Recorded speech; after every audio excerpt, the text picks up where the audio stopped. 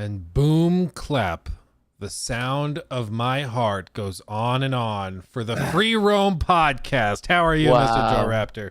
Wow, I love that intro. I'm doing very well. I got back from another trip because why not? It's July. You got to live a bit, you know? We will Yeah. be stuck to our computers for the second half of the year. So I went to Budapest. Very nice city. Mm-hmm. It was 34 degrees, which is insane. But they have these bathhouses where you can just chill Hold in on. the water. I have to convert that to freedom units. What did you say it was? 34? Oh, degrees. Yeah. Yeah, so 93 Fahrenheit. Okay, yeah, that's pretty hot.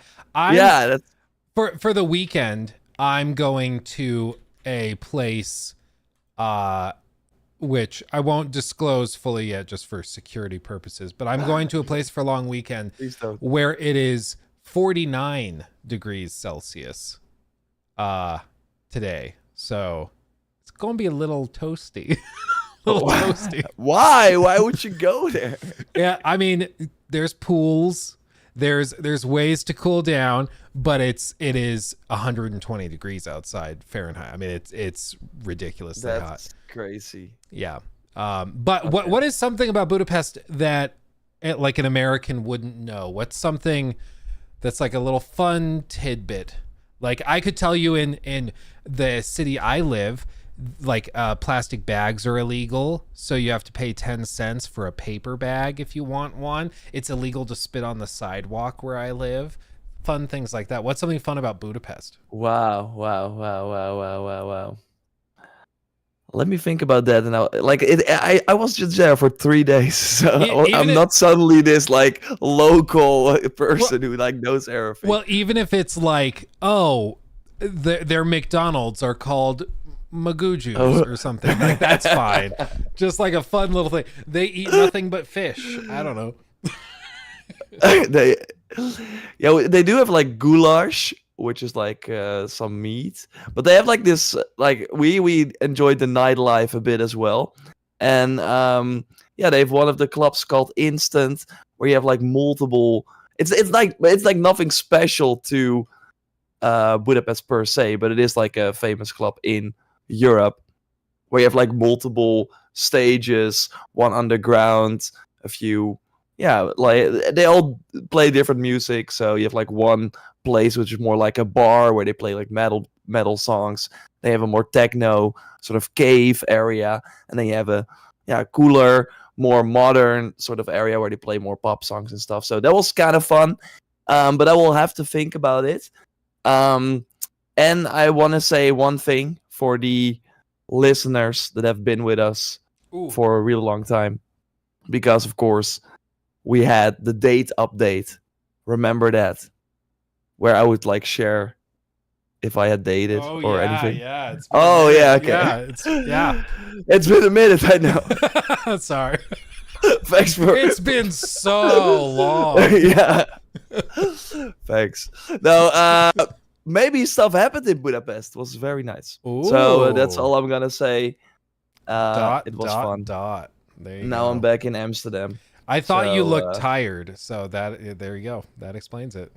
Oh yeah, I've been up 5:30 2 times.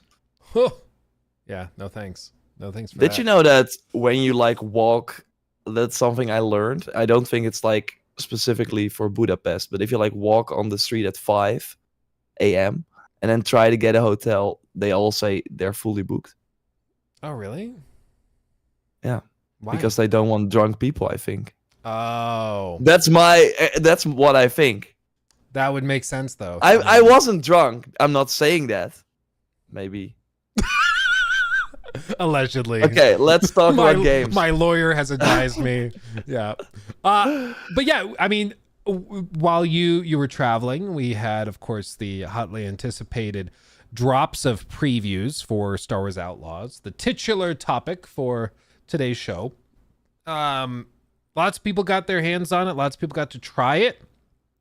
Some people went out to Disneyland World. I can never keep track which is which, but some people went out there, saw some stuff.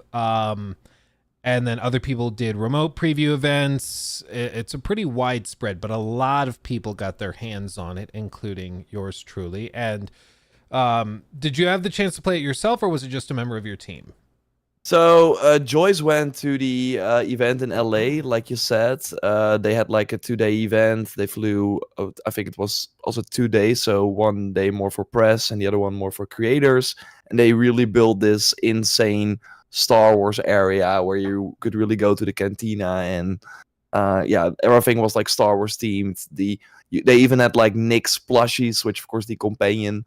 So they got that, and Ubisoft said in their investor call that it was like the biggest event they ever did in terms of marketing spend and stuff. And then the day after that, they had a tour through Disneyland with like a VIP guide. So yeah, I think it's like quite a lot of money to have like a VIP guide per hour, but with that person, you can just go anywhere in the park. They of course mostly went to the Star Wars area, and they can just say, "Hey, I want to go in this ride," and then that person will just take a shortcut and immediately put you in front of the line, which is what they did, which of course kind of a unique experience. Otherwise, you're standing in line most of the times. So that was like that event. Joyce went to that, and I played at home. I got the opportunity, which I was thankful for, from Ubisoft to also, yeah, share my thoughts and a playthrough streaming. Although usually the streaming works pretty well, but my issue was when I was playing, all the parts in the open world with the speeder would lag big time. So I wanted to explore mostly the open world, but it was kind of hard. There was like this speeder race I could do as well, and it was I was like there were like frame drops everywhere, so it was really hard to turn and stuff. But yeah, apart from that, the streaming worked well, and got a good idea of what the game is, and yeah. Yeah. Well, I don't know. Just to be clear, you played, I think, one mission as well that I did not play, like the sort of outpost. Did you play that? So it's all kind of a blur. So I played it at Summer Game Fest for whatever 45 minutes, an hour, whatever it was, and then I did. This was still back in like late June. I did another 4 hours with the game, where one of the sections I had played already. At SGF, but then there were like that was maybe like half an hour, 45 minutes, and then everything else I did was new and was mostly open world exploration. So I'm not sure if I played that particular one that you're referring to. Yeah, there was like one where you stand over this pretty huge outpost in the open world, I think, and then with the binoculars can look. I saw JV having played that mission as well, and I was like, I think if you just continued in that first part with the main story, you would eventually get there. But I spent most of my time in the open world, so I did not touch it after the initial part in the Mirogana city. Yeah, I mean, I went through the whole storyline, quest line that they had there. It's all very early on. And just to be clear for everybody that's like listening or watching, when we say streaming, basically what they do is, if you're familiar with the software Parsec, what they'll do at these remote preview events is that they'll have a computer set up. So in my case, I live in Colorado. So I usually do streaming events with computers that are set up at their like Dallas, Texas headquarters. So it's relatively close, only a few states away. And then we stream from a computer that's sitting in a Ubisoft office in Dallas, and it's just cast to my computer here. So I'm not actually playing a version of the game I downloaded. I'm playing something remotely. So if there's network instability, if they have compression issues, if there's any hiccups along the line, you end up like with Joraptor had, where the game can be running fine on the computer in Dallas. On their side, yeah. But for you, it's like super blurry and choppy. But it was only when we were like doing the speeder, racing and stuff. So only when driving around, which was kind of interesting. I never really had that. It was only certain parts of the game that were having issues. But you played it natively, and that part was fine for you, right? Yeah, I didn't have any issues. It's why also the whole, of course, we kind of addressed it a little bit. The footage that dropped from IGN last week, I think it was, the 10-minute little sliver that caused people to freak out a little bit. That sliver looked significantly worse than what I experienced in person, than anything I've seen remote.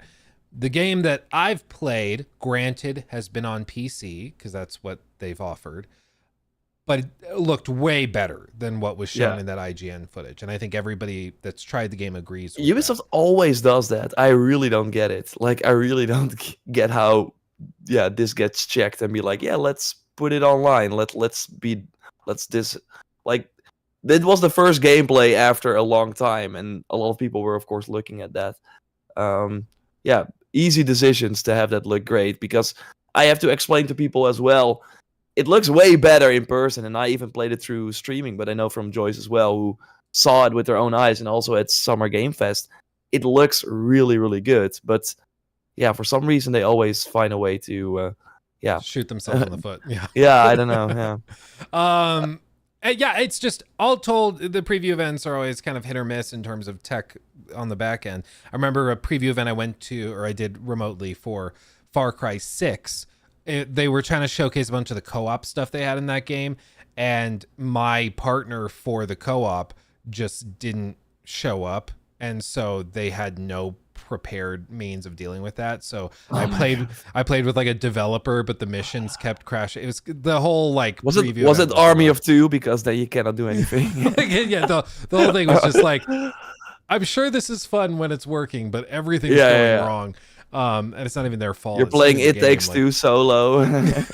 I'm just stuck. Can't do anything. Yeah. But I mean, what we've played graphically has been pretty impressive. In terms of scope, they're clearly doing something crazy. I had some problems and some hiccups and things I didn't like about the game, but I liked a lot of the stuff they were doing. Okay. All told, I'd say I liked more than I disliked, but it wasn't like a perfect masterpiece or anything. What were your impressions after you tried it?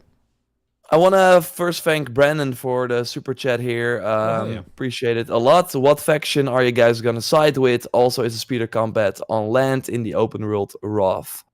I can answer the second question real quick. Like, there is no speeder combat. Like, you cannot pull up your blast, so you can only use that sort of a dead eye ability where you slow down time and then tag the targets. That's the only way you can get rid of other enemies. Yeah, there's on no the speeder free bike. aiming or anything, which I thought was weird. But yeah, same.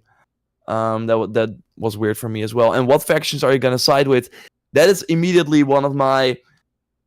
We talked about it before, how I wasn't really sure how the reputation I had some concerns regarding the reputation system, where you can, of course, there are 4 syndicates in the game, and you make choices that one faction will like and the other one will dislike, and you have this bar. It kind of looked like a battle pass in a way, only it can go to the left as well, in terms of there are multiple spots in that bar, so multiple sections, and every time you get to a new section, it has like different rewards. Or if you go down, so if you go from a poor reputation to like a bad one, you lose access to things, or maybe they will become hostile when they see you, something like that. So you're constantly switching between that. But what I found in my play session was that there's this contract broker in the cantina. If you go talk to them, you get contracts, and these seem to be unlimited, and they seem to be very reminiscent of like a Watch Dogs Legion contract, or like a daily from Valhalla, like something super easy, where it's like, go into this camp from the other faction. So you're working for one faction. They're saying, plant a listening device in the camp from the opposite faction. Then you go into their restricted area. Very Watch Dogs Legion-like. Like, of course, London had many of these red spots, and every time they would repopulate it with a new objective in that spot. So you could go back to that same location. Maybe the first time you had to download or hack a certain device. The second time you had to listen to some people talk and download their cell phone data, whatever. But they would reuse these locations for different objectives.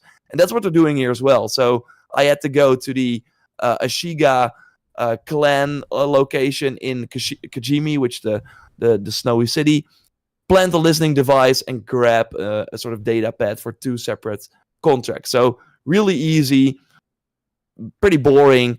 Walked out. I could be like, okay, what do you want? Do you want some credits and a reputation gain, or do you want to fully focus on the reputation gain? I did fully focus on the reputation gain. So the choice I made a few, like 5 minutes ago where I was screwing over the Crimson Dawn didn't matter anymore because all the reputation I lost, I got back from doing these stupid tasks.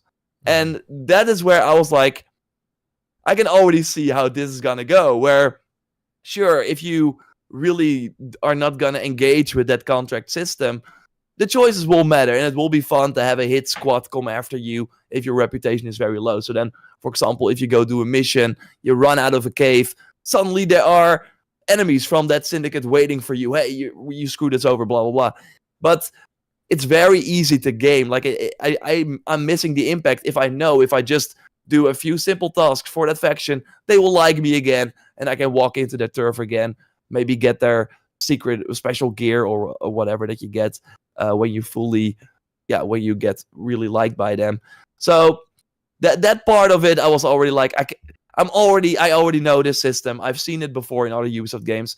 They really presented it as something cool. Of course, we have to see the full game, but I would be surprised if it's not as easily gamed as this. And again, they talked about these contracts. Oh, you only have one chance. So you only have one chance to plant the listening device. Then the contract is lost forever. Sounds great. You probably get another contract where you have to do something else. So it's once again those kind of like, it sounds cool. In practice, I was like, not really feeling that part. It's like the age-old thing with a lot of these games that like want to appear to have consequence to actions and decisions, but then there's always like a backdoor route where it's like, yeah, this person's really angry with you, and so they're going to treat you differently based on your behaviors, or you can just pay them 50 currency and then they'll just give you whatever they forget about it. Yeah. It's like that type of thing has always kind of driven me crazy, and it's a very modern like RPG thing that so many of these like pop culture RPGs are doing, where they're just like, yeah, so you pissed off this faction, you killed hundreds of their mercenaries, but you're just going to walk in, pass a persuasion check or something, and then give them 50 currency and everything's cool, or complete a basic series of contracts and everything's fine. And some people will say like, oh, well, you just self-balance it, so you just don't do those side contracts, and then like you alluded to, maybe then your decisions have real consequence because you can't just quickly game it back the other way. I kind of wish there weren't the way to just game it to begin with, or at the very least, if there was a way to game it, it would be like very difficult. It's like a really tough boss fight or something where they're like, yes, you killed a lot of our troops, but you also like killed a Sarlacc, and so like, well, yeah, that is like trying to ruin our whole clan or whatever. Yeah. Like if we take care of this, that will be way bigger, sort of thing that we are dealing with. Yeah, at least that would make sense. With this, it's like you did a thing any one of us could have done in 5 minutes. We forgive everything.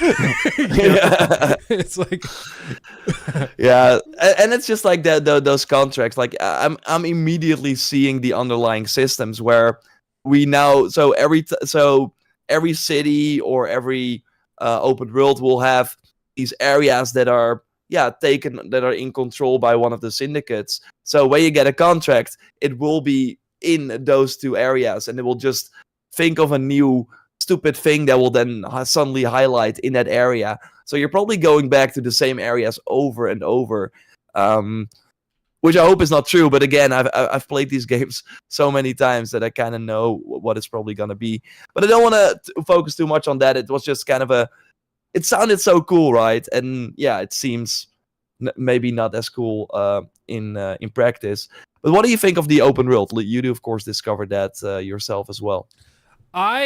Honestly, I still just am not really clear on how that's going to work. Like, we got whatever it was, 3 hours uninterrupted in the open world before shifting and doing some more of the story stuff.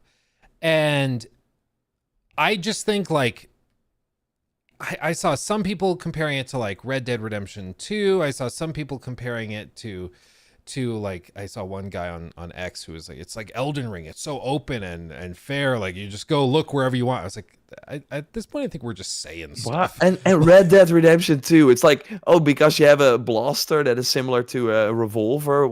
Yeah, it's like people just say stuff for to get the tag in the post for the metadata or whatever. Yeah. But I think like, as far as I can tell, when I think of like an open world game, I think of, okay, you're like out exploring. Oh, thank you, my babe. Thank you. My wife just brought me lunch. Wow. Thank you. Pog. That's my babe right there. You can't see her, but she looks great today. Thank you. But anyway, it's just I when I think of an open world, I think of like exploring this vast area for hours and just seeing what I find, stumbling on interesting little tidbits, missions, quests, fun things to find, equipment, armor, whatever it could be. And with this, like there are enemy encampments you can stumble on that you just clear real quick. And then you might find a couple of buildings that maybe have a chest inside with a crafting component you need. But like I didn't personally see anything that was really blowing my mind as far as open world design or anything really novel.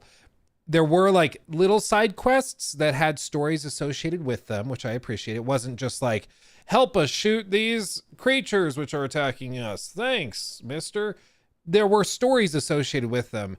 But then again, also the one time I tried to engage with one of those missions, it happened to be one of the missions that was known to be bugged, so we couldn't actually complete it. So I didn't get to really experience it. But I like with the open world design, I still am just not sure what is really like what that's going to look like. If it's linear, that's okay. If it's more linear and it just has open levels for riding your speeder, that's okay.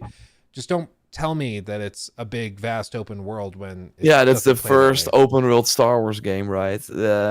Because that's kind of where I'm at as well. We were once again like, that's also why I put in our doc like LucasArts, because they are of course helping with this game. They just finished Jedi Survivor. I'm kind of baffled that, and maybe we're just in our bubble and we are the only people who thought the rewards in Jedi Survivor and especially Fallen Order were not great. I would be working at Lucasfilm being like, okay, we're now doing an open world where rewards are even more important. Let's get it right this time. No. Like you said, you go do an encampment, all the chests have gloopy, like some weird resource that you're like, I'm probably gonna need this. I don't know what for, but my blaster could probably deal 1%. Like, it's not exciting at all. Maybe when we play the game, we will be excited to work towards the next upgrade. But this is a third-person game where you constantly see your character.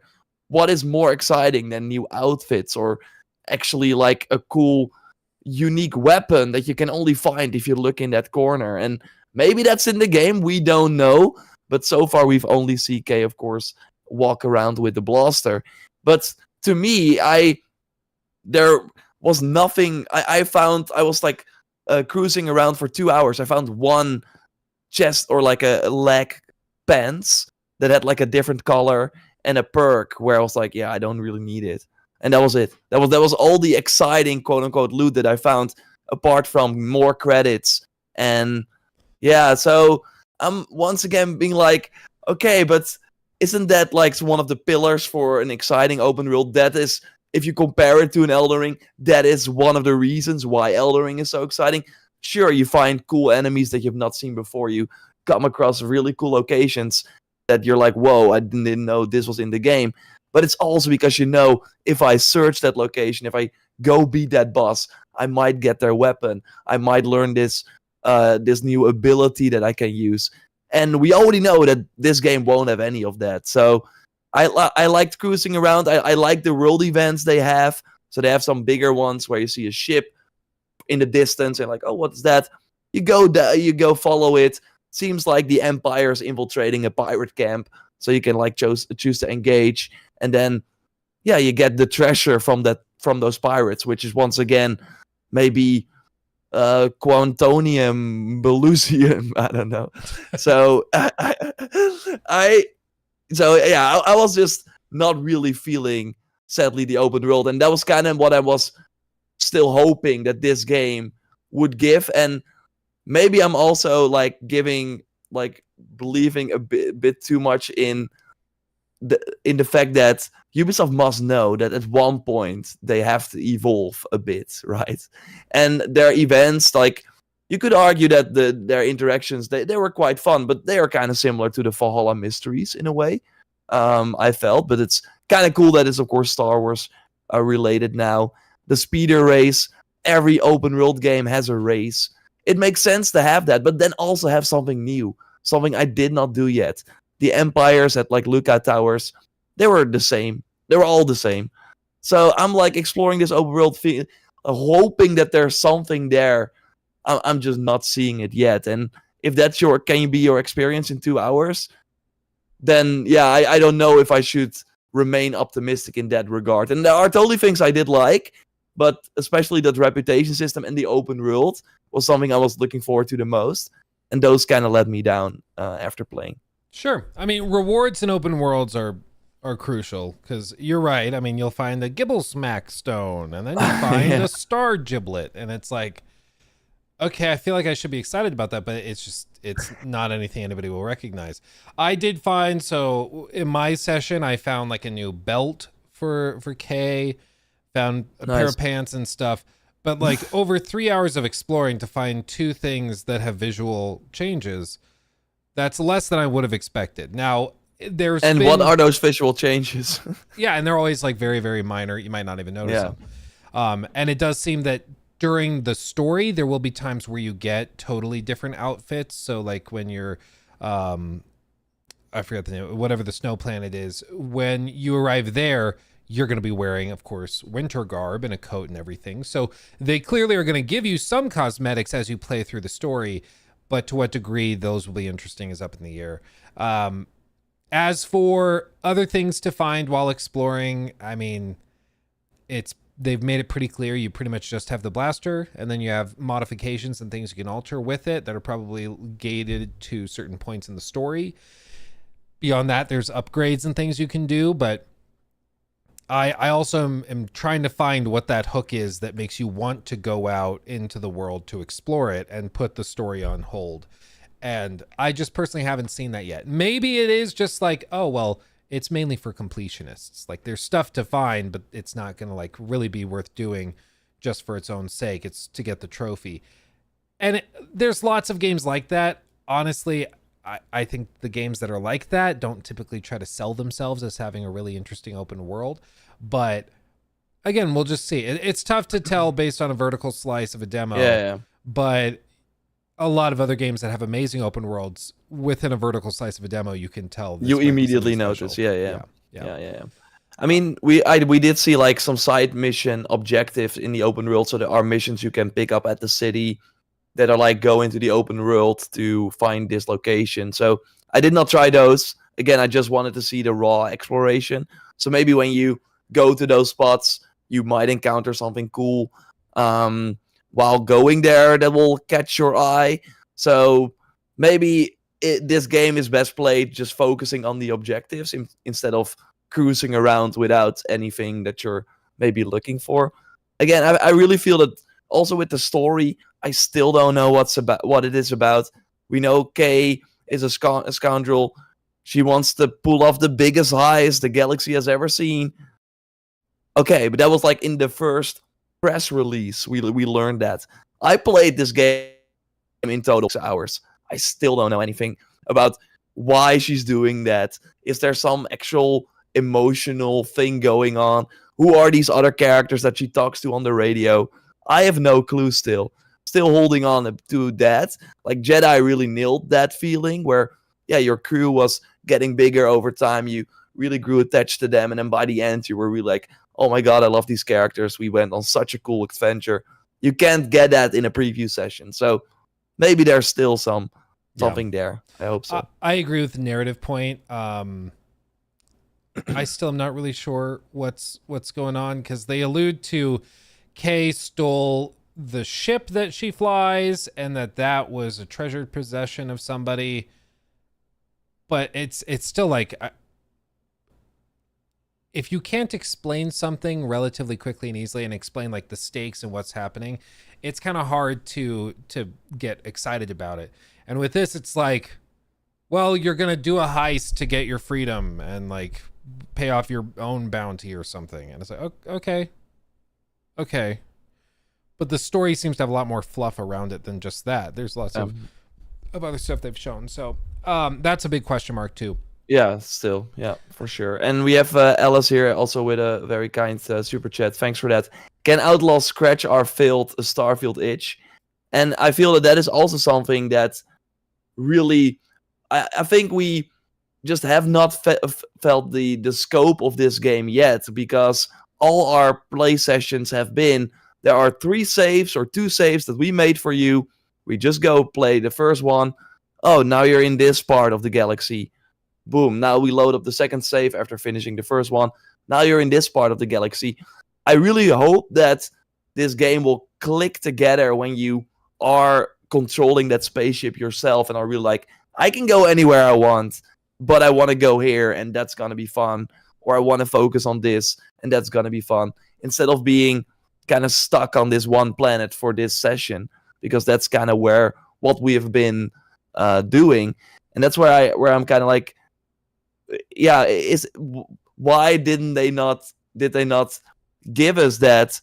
You will have the spaceship, you have 3 hours, there are 3 locations you can go to, do what you want and enjoy, right? I maybe hope they would have done that, and then I could have said, yeah, that it really gave me that Starfield itch, because again, we know landing on the planet is way cooler than watching a load screen. But right now, it feels like there are just 5 levels with like a space part that is not that exciting. That is basically the loading screen to get to those other 5 levels. I'm not seeing a connection yet, sadly. Yeah, it makes me wonder if, like, honestly, in the Summer Game Fest previews, I thought that Star Wars Outlaws was actually at its best when it was leaning into like the Uncharted inspiration and the Jedi Survivor inspirations, and it wasn't trying to do the Ubisoft open world thing. And so I hope that that's more of what we get. That's more of the game, is like those big set pieces with the ship collapsing around you as you run to escape it from the inside. Like that's cool. That's something you don't really see from Ubisoft. I'm into that. But it does feel like a game with, 1 foot out the door, 1 foot still in, where it's like trying to do something really epic in scope and crazy, but then it also still is doing the same Ubisoft stuff before. All told, like, I don't want to be a Debbie Downer about all of it. I do think that there's a handful of things about the game that I found really sure, yeah. Like they have all sorts of mini games, like with the card game, whatever it's called. They have the buck. Yeah, they have the races that you can bet on, and if you get special information even from NPCs out in the world, that can help you correctly predict which horse is going to win in the race. Cool. Which is cool. It does seem like they have put a lot of effort into the graphical department, which is why that gameplay was so shocking, because it just didn't look anything like what we've seen before. So the production value is there, the scope seems to be there, and in moment-to-moment gameplay, I enjoyed myself. Like, would I call it a masterpiece? No, but I did enjoy myself. It scratched an itch that, I think Uncharted and adventure games kind of like that generally scratch, where you don't take the story super seriously and you can have a really good time with it. It's not going to like change your life or anything, but if you're looking for a fun little Star Wars adventure, I think you can have fun with it. But at the end of the day, it's going to be a Ubisoft adventure game. And if you don't like Ubisoft adventure games, you're probably not going to magically like this one. But that shouldn't come as a surprise. No. And I think the thing you mentioned with especially these urban environments where it's like way smaller, like way more concise, with like a lot of people on the street, and that's what I think I kind of missed in the open world. In those urban environments, you are like, okay, what's over there? And you just walk there and you're immediately playing a cabinet, like a mini game, like a Space Invader type thing. You can like bet on these creatures. You can play like a sort of other sort of mini game where you have to guess where the sort of object is, and then the things will move around, and then you have to follow it with your eyes. Stuff like that is all in the game. You can talk to people. I had one NPC who was like, I'm gonna win big tonight, but I just need some credits. But we will split the winnings. So give me your credits and come back later, and I will share the winnings with you. And they could be like, no, I'm not gonna give you anything. I'm gonna give you 100 credits, 500 credits. I was like, I'm not gonna keep this safe anyways. Here's 500 credits. Did not see that person again. So they have like fun twists like that, or where you're just going into a shop and then you exit the menu like you normally would. Suddenly the Empire comes up and is like, hey, you did not pay your taxes or whatever. And the shop owner's like, I did it 3 days ago. So they're coming up with the fake reason, and then USK can also choose to intervene and be like, okay, what does he owe you guys? I'm gonna pay it. And then the shopkeeper's like, oh, thank you. I'm gonna give you a 50% discount on my shop. So they have really fun little interactions that make these otherwise very static NPCs like in other Ubisoft games actually more memorable, more personalized, which is kind of cool. You can lean and then hear people talk and get information like that. So I thought those urban environments, for once, like you said, look really, really good. And there were just way more stuff happening that was actually interesting and exciting versus the open landscapes. Like one of the things also in the open world, and I kind of started with that. I thought it was funny, but I thought, okay, I'm this outlaw, right? I can probably GTA the speeders from these NPCs. I tried to shoot them. They would ride me over. I could not kill them or steal their speeder. Like, I will say, like, there is a sort of, because I had a similar thought at Summer Game Fest where I was like, the game's called Star Wars Outlaws, so like I'm an outlaw. Yeah, I'm a bad guy. I'm a bad person. So I'm gonna try playing like that. And to be clear, this is one of those stories where it's like Kay Vess is an outlaw because she means well and is just trying to start a new life for herself, but she's really deep down a good person, which is fine as a story. I mean, that's the story for like even somebody like Han Solo, that he acts like he doesn't care about anybody but himself, but really he does, and that's like part of the whole character arc. And so it's a fine character archetype to pursue, but as far as like gameplay is concerned, you might try to act on that and try to like go and rob a store owner or shoot somebody off their speeder bike or something, and the game will tell you like that's not what we're doing. You have that green rectangle, so you know, okay, I cannot do that. So and I had many things like that where I was like, can I do this? Like there were like harmless creatures walking around. I was like trying to kill them, but I could not. So I thought it was, I hope that they would have given a bit more freedom maybe. But one thing about the combat that I really liked was how useful your companion Nyx was. I was kind of surprised by the fun things that would, kind of make it stand out compared to other third-person shooters like you already mentioned. And one of the cool things that I did, for example, was aim at a door and then ask Nyx, open the door for me. So then, the little creature goes and presses the button, door opens, and then I can immediately shoot the enemy that was standing behind that door. Or if you would like ask Nyx to grab a weapon for you, he would like, carry it and bring it to your location. If you then run away, he will actually follow you to that location. So you can run and gun, kill everyone. Oh no, this weapon is empty. Hey Nyx, thanks. And then Nyx would have dropped that weapon next to you. So I thought it was fun. Like that's what I like, when you're thinking of something and then it actually works. And I was kind of missing that in the open world, but it was fun to see that a bit in the combat. But I'm still not a fan of the fact that we cannot keep or at least hold one weapon. Like, you cannot refill their ammo, so they're gonna be empty anyways.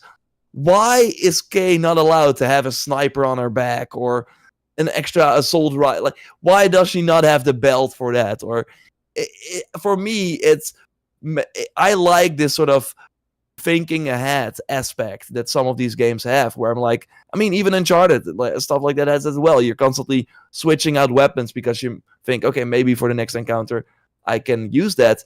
And I'm tried to put it on my speeder, so I walk to my speeder with the weapon. Okay, we'll drop it on the ground and you move away. Sometimes you would kill a lot of enemies and then you would see one weapon drop. Oh, nice! I did not use that weapon before.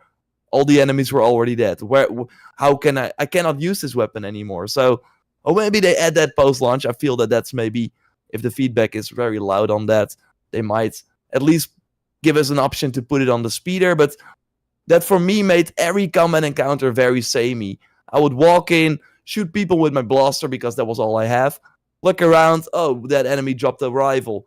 Pick that up, shoot with the rifle. Oh, the rifle's empty. Did someone else drop a weapon? Walk up to that, grab the weapon.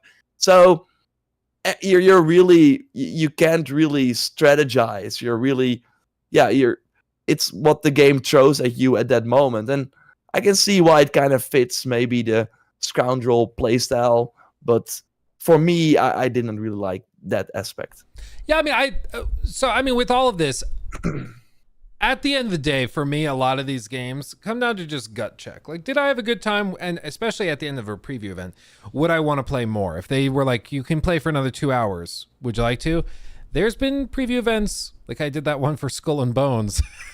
I made the video on before the game came out, and it was like, we got to the end of it, and it was a long... I dodged. Yeah, you dodged a bullet on that one. Yeah. It was a 5-hour play session, and like we're playing with a dev and then some PR people, and I think there were 3. It was me and 2 other like creators, and then some other like devs and PR people. And by like hour 3.5, 4, we had just run out of stuff to do. So like the dev was like, so do you guys want to like go do the siege thing again? And like the silence was deafening, and then one of the other guys like, yeah, okay.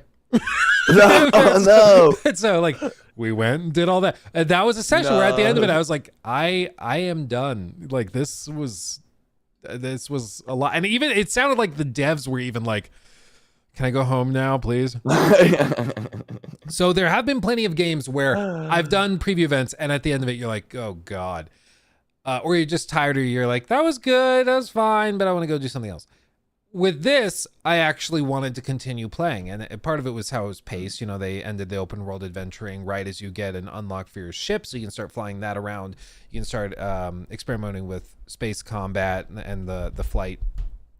And so it's tough to gauge like where exactly we were in the story, but I got the impression we were quite early on. Yeah. And I had a good time, and some of those systems were, I would say, intriguing. So stuff like the gambling systems, knowing that if I keep an ear open in the open world, I could get information that could help me gain more currency by kind of being an outlaw, a scoundrel, and cheating the system there. I like that, and that intrigues me. Does that mean it's going to be amazing as a system? Not necessarily, but it means that I want to find out more.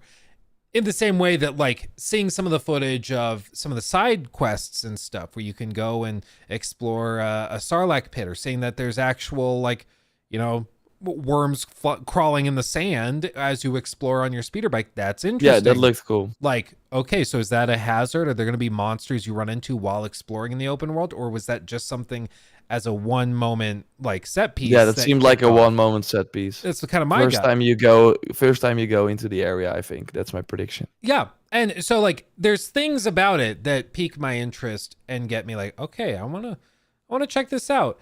A lot of games that I've seen that end up being hot dumpster fires or just bad don't really ever intrigue you. It's just like, okay, here we go. Like I saw people in chat mentioning Concord.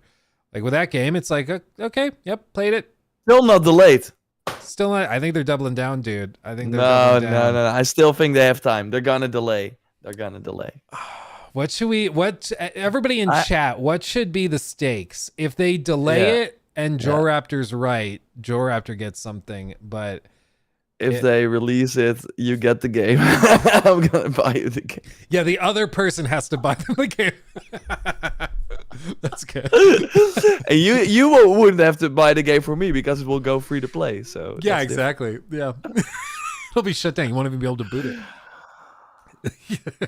That's good. Luke has to pre-order. Yeah. I love that.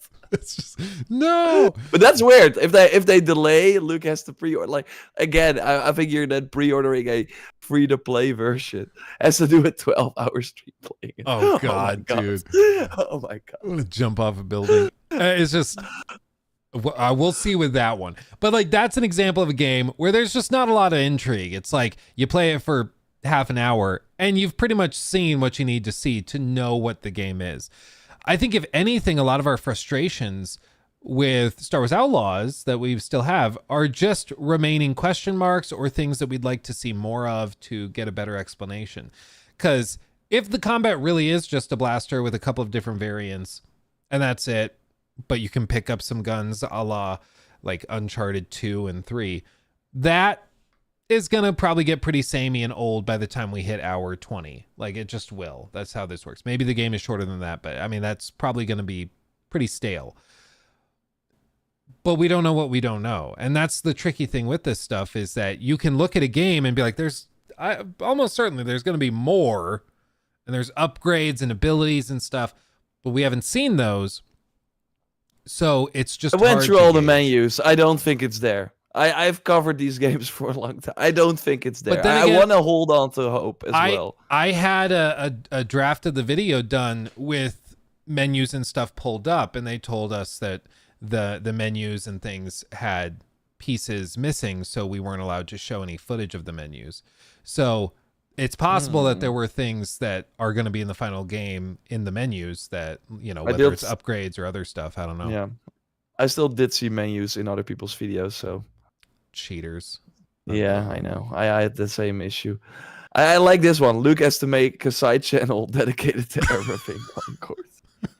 Can you imagine if it's like a running gag? Hey guys, Luke giving you the Concord briefing. Okay, so we got a new weekly cinematic. Let's all watch it together, do a reaction.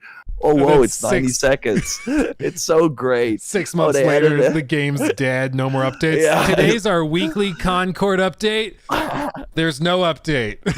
There's no update. Let's matchmake for half an hour. Try to find somebody to play with.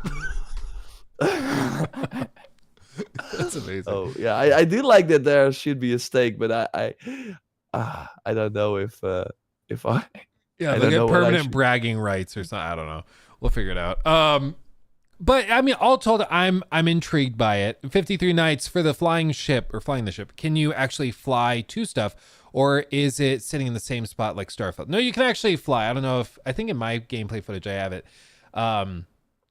But like there's a point in the gameplay we did where like you take off from the planet's surface, no loading screens, you just go straight into space, and then you fly to like an Imperial ship or a space station, and then you go into the landing bay, and then you get up out of the seat, walk out of that, you do a whole mission on the Imperial Empire ship, and then you get back on the ship, fly back out into space, fight some guys, and then land back on the planet's surface.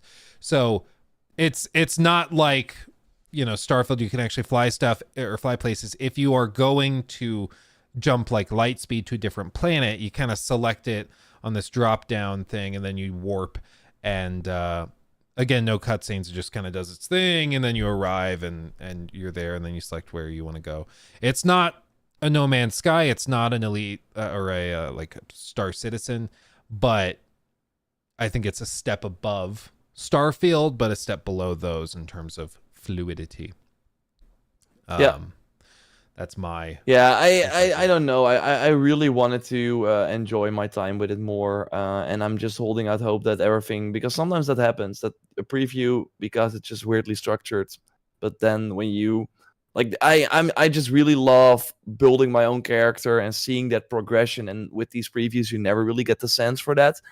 Although I think some of the Assassin's Creed previews we had kind of did, with, of course, how that gear system worked, especially in Origins and Odyssey.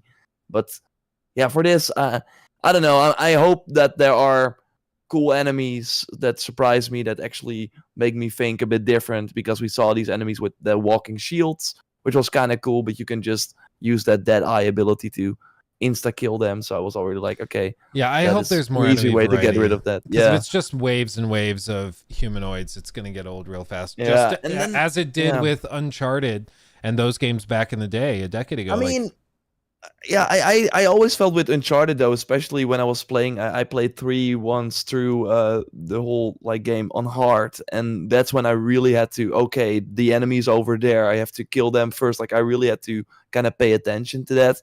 Maybe this game will have that too, but I just did not really see that yet. Like I was just going guns blazing in one section, and they would just like run through the like in the open space, and I could just shoot them down. I also engaged with the wanted system. I was really curious about that, and yeah, I don't know. I also it's once again like very cool on paper. Oh, the Empire's gonna hunt you. What happened was I was just standing on this tower. There would be like a weird like sort of car, like a vehicle where they would all jump out of, and then they would just walk. I could just shoot them. Then there would be some speeders going in. I would be hearing on the radio, "Oh, it's a very dangerous target. We need more reinforcements." And then it would just spawn in, and I don't know.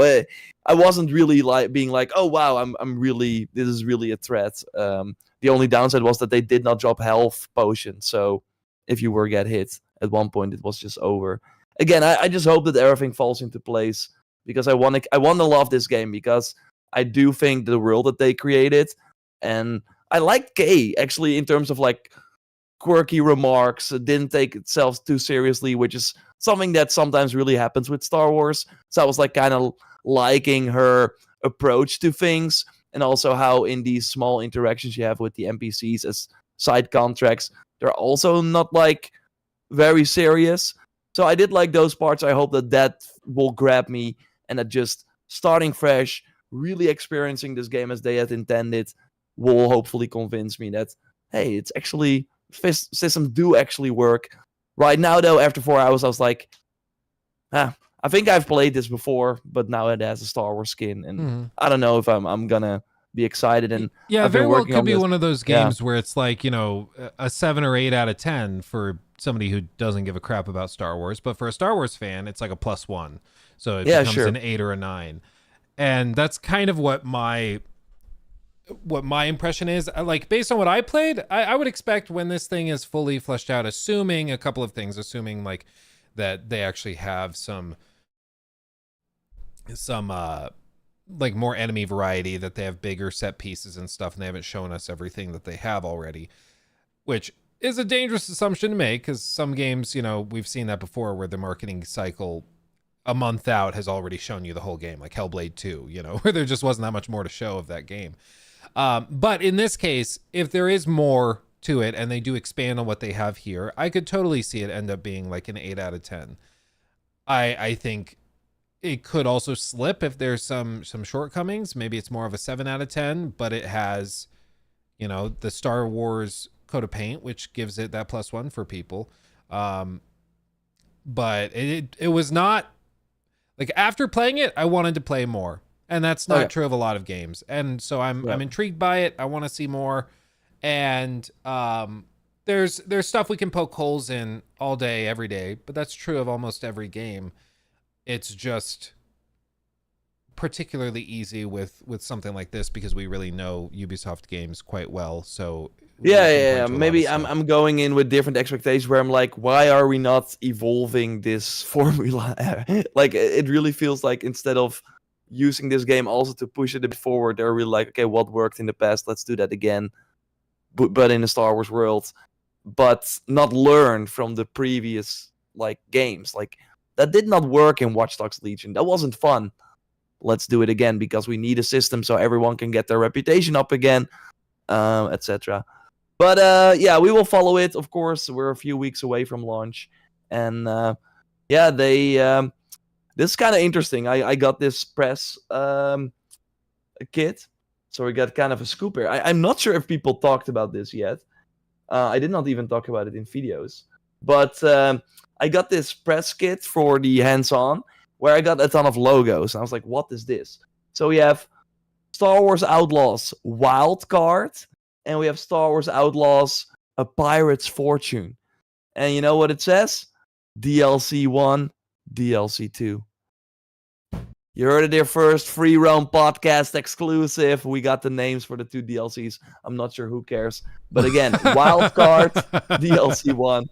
And A Pirate's Fortune, DLC 2. What I learned, though, and I think next time they should be way more upfront about it, because we, of course, know that the creative director is going to move on to Division 3. And basically, this whole team from Star Wars Outlaws is going to move on to Division 3, which means other Ubisoft teams are spearheading these DLCs. So it's not the main team. And we also learned that that it's not taking place after the story ends. So it's really going to be a Valhalla situation, and we know how those DLCs turned out. So I hope it's better this time. Yeah, that's really interesting, because I hadn't really thought just about time. I guess I was always just like, yeah, after Star Wars Outlaws, they're going to move on to the Division 3. And I just assumed that would be after Star Wars Outlaws, the package, including the DLC, is done. But if they're just moving on right after the core game. Yeah, they wanted out sooner, which makes sense. And they got like, I don't know, Ubisoft Singapore, who is bored of Skull and Bones, and is like, yeah, we want to do a Star Wars game. Give us Star Wars naval combat or whatever. Yeah, exactly. Like, we're going to take away, no more walking. You just can't walk in the game. Yeah. I saw somebody in the comments, or I think it was Redberry came in at one point. It was like, you know what they need? A robust cooking system. And that's what they really need in this. And that kind of is like a nice segue to another very nice donation here. So thanks a lot, Eirik, if I pronounce that right. Would you compare the graphics for Outlaws to do similar to Avatar? It's so hard to see with all the low bitrate and artificing going on YouTube videos. And do we know that ray tracing effects, what ray tracing effects the game will have? I mean, you can probably answer that better than I can. So they didn't let me look at graphical settings or anything in the menus. So I don't know what they had turned on or turned off. As for the low bitrate problems, totally sympathize. It drives me crazy. At this point, it's like ridiculous how frequent and common like IGN posting gameplay videos at low bit rates are. It's great. Like, they will cause games to get accused of graphical downgrades because they don't know how to record footage or how to upload it. It's wild. But it's been a consistent problem for like a year plus. I don't know what happened to their processes, but it's been a real problem. Beyond that, how would I compare it graphically to like Avatar? It's tough because Avatar was very vibrant and colorful, whereas the worlds that we explored were like based on the Sahara and like snowy, icy, blistery cities. So it's kind of hard to compare because the art styles are so different. But what I'll say is density of foliage is up there with Avatar. The wind gusting, and everything interacting with the wind and the weather systems, right in line with Avatar. So it's very, very graphically impressive, which again is why that IGN footage was so jarring. Because what I've played and what we've played does not look like that IGN 10 footage. Yeah.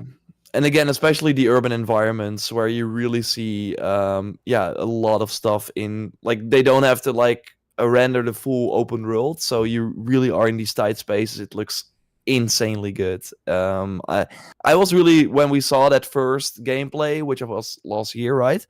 The reveal, I really thought, okay, it's gonna be downgraded, but I do think that if you have the best PC possible, it's probably gonna look like that footage, which is kind of crazy. So I think, again, there are more like lush forest like environments that we saw from trailers. So I hope that when you play in those areas, it looks like that. I do think the sort of we did see when like going on our speeder, it did give that pretty lush feel already, and I thought it looked really, really good. So I think the graphics are the least of the game's concern. It's gonna look really good. Yeah. Especially on PS5 Pro later this year. PS5 Pro. Oh yeah, for a $10 upgrade. Speaking of Sony, do you want to continue? Yeah, I think we can shift. We talked about this on the stream earlier because it broke Cool. as we were going live. But Bungie, the long rumored and anxiously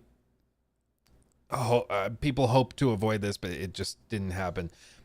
The shoe dropped. Sony seems to have had enough with Bungie's failure to hit revenue and profitability targets. If you've not been following it, basically Bungie was bought out about 2 years ago, almost to the day, by Sony for $3.7 billion. They were allowed to remain pretty independent during that time. Their goal was to hit these targets, these revenue and profitability targets and recurrent player base targets and all that stuff. And if they hit that, the managers could stay, the executives could stay, they would just continue to be Bungie, and then Sony just happens to be the owner. They failed. They were missing targets by as much as 50%. Their recent expansion did pretty well, but it wasn't enough to right the ship, and didn't seemingly print as much money as they were hoping. So there's been an announcement that they are going to lose basically a third of their workforce when all is said and done. They are laying off 220 employees, which represents roughly 17% of the studio workforce. And then they are furthermore, on top of that, going to be integrating 155 roles, or roughly 12% of their workforce, into Sony Interactive Entertainment. And then they're going to be creating a spin-off studio to work on one of their incubation projects, which is going to be a new IP. And Jason Schreier says that's estimated to be about 75 people. So all told, they're losing a lot of employees. And they're kind of spinning it where it's like, oh, they're being integrated into Sony. So it's not like they've been fired. But the point is, Bungie is getting decimated, literally, by this. And it's just what happens when you're bought out and you're told to do something and you don't do it, and then the corporate overlords come in and clean house. That's basically what's happening here. Yeah, and worth noting is that Jason actually said that it's 40 people going from the Bungie's incubation team to the new 40. Sony studio. Okay. Yeah, so not the 75 he first thought. So it's a little less, but like, it's bad news, but I thought that part was pretty interesting. So they're working on a brand new science fantasy universe, brand new action game. So, I mean, Sony, when they bought them, were probably like, oh, this is like a nice extra if we can get like another, hopefully, single player thing from them. Or maybe it's like another live service, we don't know. Yeah. But yeah, it overall really sucks. Like, I feel that the final shape, in terms of quality, was, at least from what I saw, I have not played it myself, but I've been following some Destiny content creators and just the overall talks on Twitter. It has been really positive. Like, people really liked it. So they probably had like insane expectations, or they needed to hit insane sort of levels of success for this to not happen. I mean, I think this most recent expansion, they needed to be doing that every expansion. Like, they couldn't do this drop 3 that are received really poorly and don't make any money, and then do one really good one. That doesn't work for a live service game. And I mean, some people were saying, yeah, Sony set them up to fail because they wanted to fully take it over. But here's the thing, like, if Sony wanted to just take them over, they bought them. They could have just stepped in and taken over fully. They allowed them to remain autonomous because they were hoping, we don't want to mess with you in your process. If you've got your own systems and way of doing things, don't let us ruin that. But clearly, like, they spent $3.7 billion. Apparently, they haven't really made much, if not any, of their money back. Yeah. And insane. That just doesn't work. And this is coming on the back of a handful of other live service projects that have wasted hundreds of millions of dollars. You know, I think just at some point, PlayStation and Sony had to say, okay, the Jim Ryan experiment of live service stuff, it's not going great. We have to figure out a way to rework this, because what we're doing now ain't working. You spend $200+ million to get Concord and their studio, and that's almost certainly going to flop. And then they've also spent a huge chunk of change to buy Haven, that's working on Fair Games. I don't think anybody expects that to pop off. Even now, sentiment around Marathon, Bungie's upcoming game, has dropped precipitously because they revealed that it's now a hero shooter, a hero extraction shooter instead of the original. I want to remain wait and see. Like I mean, Bungie did show that they got quality with the previous expansion. We still have only seen one trailer. I know hero shooter is turning people off. On the other hand, we have like the first Descendants. Like I know it's like a different type of game, but that proves that heroes can still work in games. I don't think if we should immediately write it off. Because all I'm saying is the public sentiment. I mean, when we did like the but that the live will change clip, immediately. I think when they show the game and it's cool. If it comes out and it's good, it will probably be good. But I think looking at one expansion that they've had, when they've also had however many, half a dozen that were failures, like that's I don't know if we can go off of this latest expansion and be like, okay, now they've got it figured out. You know, it's like, well, they struck oil here, but all these other holes they dug, they didn't strike oil. So how likely are we going to rate their ability to deliver on this huge project? Yeah, and it was this was the big moment they were working towards, but they don't have another expansion announced. Like we knew for Lightfall and the Final Shape, and what was the other one? I don't know, Witch Queen maybe? Like we knew in advance that there were going to be multiple expansions, so every year you would have this pop again. We don't know that for Destiny right now. They changed from seasons to episodes, but like really the Final Shape was a big moment, but as a live service game, it of course has to keep going, and they're looking in the future and they're like, we're not going to have a Final Shape moment probably for the next 12, 18, maybe 2 years, because they might be working on Destiny 3. That's maybe why they're kind of, working less on Destiny 2.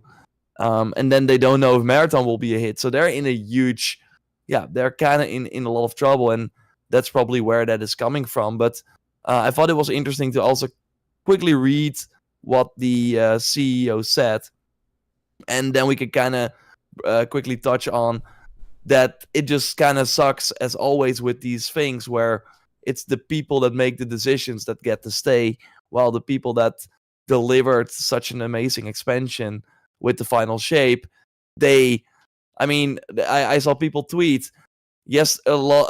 I did not even. I just got a promotion a month ago, and now I'm let go. Like stuff like that, or where they were still prepping things for the future, and then suddenly today they hear, "Hey, it's over. Goodbye." So what the CEO here says: what happened for over 5 years? It has been our goal to ship games in 3 enduring global franchises.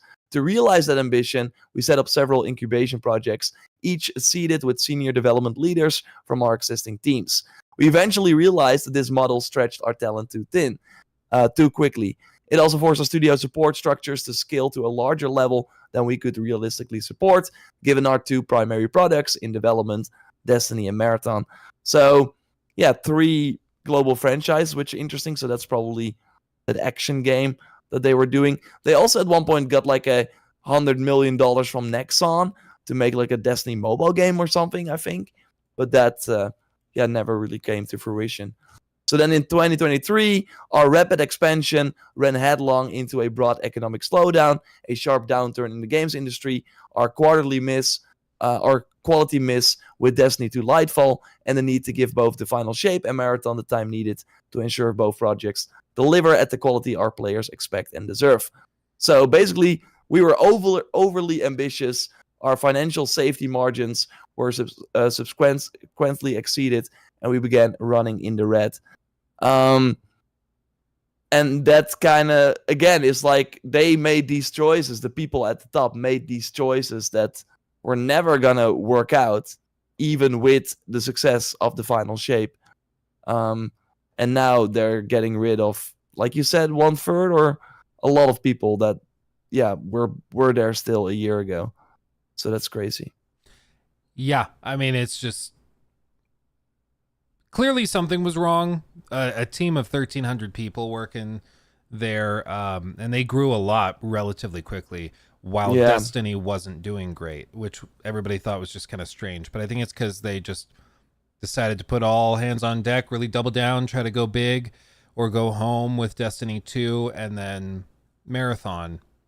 And Destiny 2 struggled pretty hard, and now they're at a point where, like you alluded to, they're figuring out what the next thing is, and the next thing doesn't work with that many people that won't have much to do. So they are doing a massive layoff. Sony is taking it over, and other people like Jeff Grubb have followed this up. He posted on X saying, quote, Herman Holst runs Bungie now, sort of tongue-in-cheek, but it actually is true. Also, they attempted to soften the blow by sending many people from Bungie into SIE instead of just cutting them. I thought the number of jobs lost was going to be closer to 350. I'll put it as far as I know, which isn't everything by a long shot. In time, Bungie will lose its autonomy and will become like any other PlayStation worldwide studio under SIE and Herman Holst. And by in time, I just mean that this is a process that is starting now, but it is happening. Just like we alluded to earlier, PlayStation said, if you don't hit these targets, we're going to take over. They didn't hit the targets. PlayStation's taken over. Yeah, we're going to do it our way. Yeah. Crazy. And yeah, then I think like a Destiny 3 makes even more sense because that's what I'm not sure if we said it already, but they still have over 850 team members building Destiny and Marathon right now. So even with all these cuts, they still have 850 people. That's insane. That's a lot of people. Yeah, to work on 2 games. And again, like that's why all these PvE live service games fail, is because making content for those is way more expensive because people can finish that. While with competitive games, that's of course different. But yeah, you need a lot of people, but still, that is they like, again, I totally think that what you said is true. They never should have been this big to begin with. Well, like that was kind of their problem. I don't know what they saw, but that again comes back to what I was saying. Who made those decisions, right? And then there was also, I saw this, but I'm gonna quickly put this in the doc here as well. So the CEO, he has like a page where he bids on classic cars. And then you can see all the cars he had won for like $91,000, $60,000, $201,000. So he won one car, a Porsche. I'm really bad with cars, like a 1971 Porsche 911 coupe. So yeah, he won that for $200,000. And there was one person on Twitter who was like, 2 days ago, the CEO asked her to look at his new cars, and 2 days later, she was laid off. That's wow, so evil. Oh my god. Wow, that's crazy. I mean, yeah, he is. Where do you even put all these cars? This is outrageous. Yeah, 1967 Jaguar 205,000. A Chevrolet Corvette convertible from 1967 for 100,000. Spent 95,000 on a Mercedes Benz. 130,000 on a 1980 Porsche. 165,000 on a Euro 1973. Dude, it just keeps going. 180,000 on a 38,000 mile 1990 BMW M3.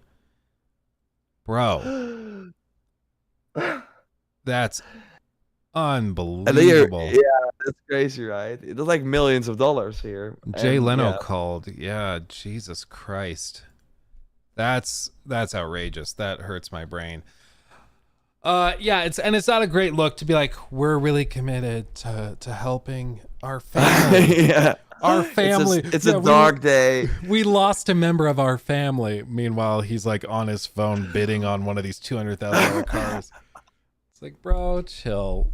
Like, they did say in their post that members of management, mid-level and upper management, have been affected. But the CEO that greenlit these overexpansion plans, he's fine. Like, he put his Twitter profile private for the time being. He just Yeah. He's just going into the background for a moment. Yeah. He's like, I have more cars to buy. Yeah. You guys are messing with me. Oh my god. But Unbelievable. yeah, he must have known, right? That person that he told, hey, go check my cars out. And then 2 days later, he lays her off. That's crazy. That's like Bond He villain. must know. That's Yeah. like the Jim Ryan going to the Studio London on the picture where it was like, hey, it was so nice meeting you guys. 5 days later, Studio London closed. Oh yeah, well, 53 Nights, we all agree it's his money. If you make crazy amounts of money, you're allowed to spend it however you want. We're saying optically, it's just really cringe to be like, I am so sorry you guys are being laid off of your $60,000 a year jobs, while he's buying millions of dollars worth of cars every year. Like, it's a very bad look. And honestly, like, if anybody does something like that, I think they can handle being made fun of for being insensitive, you know? Yeah, 100%. And again, if he was like, making sure that these people did not lose their job, or actually taking an official pay cut, or like actually showing what he did to hopefully prevent this, instead of writing this blog post about how it's a sad day in the life of Bungie or whatever, then I don't know, but still, it's a bad look. It's kind of a bad look. Yeah. Investments like that. I mean, you can invest in classic cars. It's true. And so maybe, I mean, this seems to be more of just a casual collector thing. There's things that'll get you a much better Sharp ratio than these types like of cars. June 1st was his last car. June 1st. 91,000. He's really been stressing. That's like one employee that he could have saved. I know it doesn't work really like that, but still. Yeah, you're like, how do I trigger Luke's corporate finance stuff? Yeah, yeah, it's more complicated than that, but the sentiment is true. Like, the perception is it's not a good look. Yeah, the CEO is buying super expensive cars while trying to convince you he feels really bad for the peons he's laying off. Okay, so. Beyond that, we have a couple other little things to tie up and wrap up the show with. Xbox hardware, we got numbers on this as a result of some earnings calls, and pretty, I mean, honestly, not a whole lot that you would be shocked by, but gaming revenue was up 44%. That's just Activision Blizzard now being part of the company, basically. And hardware is down 42%. People, and it was already down last year 31%. So like, they were already selling less while PlayStation was selling more. Like, I do think PlayStation is down this year too, but like, they're probably selling 200,000 Xboxes or whatever in a month or less. Like, not a lot. They're really not selling a lot. Yeah. But on the flip side, Xbox content and services revenue, which includes Game Pass, was up 61% this quarter. Again, the majority of this 58 points of net impact came from Activision Blizzard. Yeah, so 3% was only from Hellblade 2, you would imagine, right? Remember that came out. Yeah. No, but that's, I guess, good. It doesn't offset the hardware decline, I think. But I thought this was interesting as well. So during the investor call, they were also like asked about the answer from the Microsoft CEO. He mentioned a bigger focus on PC gaming is their current strategy, as well as excitement around bringing Xbox cloud gaming to more places. We of course had the Fire Stick that you can buy with an Xbox controller for less than $100, which is kind of crazy, and then stream via xCloud the games to your TV. And the CFO, Amy Hood, points towards Xbox moving towards what looks more like to us a software annuity and subscription business with enhanced transactions and ownership of IP. Hood points to the progress with Game Pass and IP that can be monetized in multiple ways. So they're basically saying, yeah, the Xbox hardware sales are not looking good, but that's part of our strategy because we're focusing more on PC gaming, cloud gaming where you don't need a console, and doing more with the games that we have, monetizing them in multiple ways, aka bringing them to PlayStation, focusing more on microtransactions, or I don't know. Yeah, I mean, we've been saying it for a year at this point. Xbox realized they were losing the console war, so they just decided to fight a different war. And so when people are like, nobody's buying Xboxes, bro, it's like, yep, but a lot of people are playing Call of Duty. Like, Xbox still wins in that case because they all own the same thing. It's just Xbox for 2 decades has struggled to really consistently grow their share, and PlayStation has that figured out. And just you can tell at some point executives over at Xbox just decided, we're not winning, and it's going to take so much for us to gain ground on Sony. It's probably going to take a couple of console generations to get there. So let's just reorient, and we'll still sell hardware. But in the same way, like Microsoft makes their money from Windows and software distribution, they do offer like the Surface laptops and tablets and stuff, but they mainly make their money on software. So that's just what they're going to try to do with Xbox. Yeah. And it's, I mean, as you can see with Activision Blizzard, the revenues are going through the roof, but whether that is sustained over the next like 5 years will be really interesting to see, because I'm not sold on Xbox's ability to manage studios.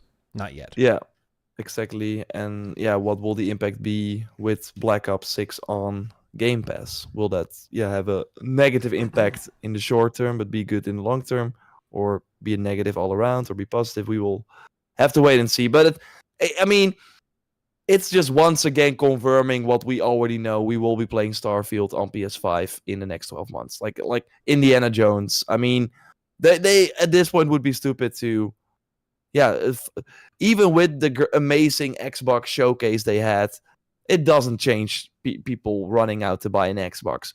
Indiana Jones coming. I don't like Avowed looking great, Fable looking great. Like, those things helped the PS4 back in the day, where it was like, greatness awaits. These games are coming. Wait for them. No, it doesn't matter anymore. People, they made their decision this generation already. And I hope, again, what we've said before, that Xbox goes wild and release a new console in 2026. And it's like, Xbox Series is done. Want our new piece of hardware that's super powerful. Here it is. And you don't need it because you can play your games elsewhere. But if you really want the best bells and whistles without having to build a PC, hey, maybe this is something for you. Yeah. Let's hope that that's the case. And I quickly wanted to mention this as well. Dragon Age has a window. I mean, we knew it was coming this year, but I thought it was interesting if you were holding out hope for a September launch. No, but it's just good to see. Hey, the EA yesterday still said October, November, December for the game. And I have been saying for the longest time, I hope it's not launching around Assassin's Creed Shadows, but it's looking more and more likely because they probably need the time to finish the game. I still hope it's like end of October. I think that would be perfect. But it's getting like pretty, like they have to start marketing this game because, they of course did the reveal, but I still feel that a lot of people are not really, they don't have it on their radar yet. I don't hear anything about Gamescom, them being there. So maybe it's like December, or again, I think that November week. But do you really want to fight Assassin's Creed? I think that would be kind of a stupid decision with both games. Obviously, one being more traditional RPG, but you still want to reach that mainstream because Dragon Age Inquisition did reach the mainstream. It did sell very well. And I think with Assassin's Creed Shadows launching in the same week, I think that will hurt it quite a bit. So we will see what they do. Yeah. What's your gut telling you? If you had to put $10 on a month, where do you think it lands? I hope they're going for the not the Cyberpunk window, but a bit before that. So like early December. So give it its own, because there's nothing happening in December. Indiana Jones was rumored for that, but that game is not even like playable at Gamescom. Like I don't think they said that it's gonna even be there. While Avowed and other stuff is, it does seem that Indiana Jones might get pushed. And that's, of course, quite a different game, so I don't think it would hurt it that much. But I think they want to hit October. Maybe they're not able to. And they want to, of course, get it right because it's really ride or die for BioWare. I mean, look at the image that we have in front of us. I will like kind of demonstrate for the audio listeners. Like we see EA ecosystems. They have FC, Sims, Apex Legends, Madden, college football now, which is doing very well. Battlefield, which they're working on. EA Mobile. Like that is their core. Like that is what makes 80-90% of EA's money. They don't care. They don't need Dragon Age.